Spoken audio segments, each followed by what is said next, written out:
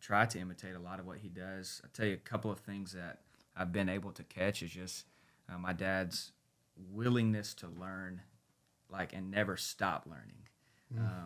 And not to tell any of your story, but you did grow up in a denomination where y'all were set in, as far as the philosophy to ministry. You did it for a long time, but even later in your pastoral ministry, you're open to learning. I mean, we went to the Grow Conference in 2019 and changed our whole ministry, not our whole ministry philosophy, but we did change a lot. And so just learning, always having this learning mindset. Definitely caught that from him. I would say another thing is that with regarding the church, there, before we went to learn some of these systems and stuff, there weren't as many, but yet the church grew. And that was because I think him leading by being a lobby pastor.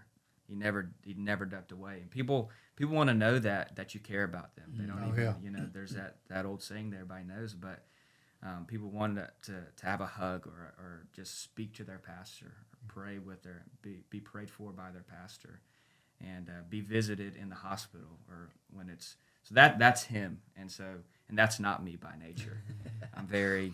I'm an introvert. I'm totally fine sticking by myself. I get refueled by that, and there's nothing wrong with that.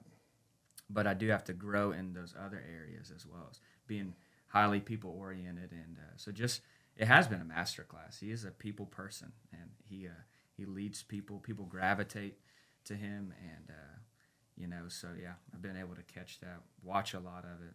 Absolutely.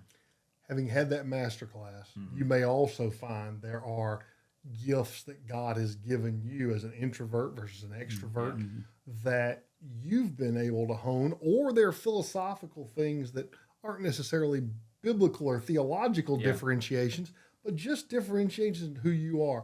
What are one or two of the things that you kind of think are unique about you and that distinguish your leadership from your dad's?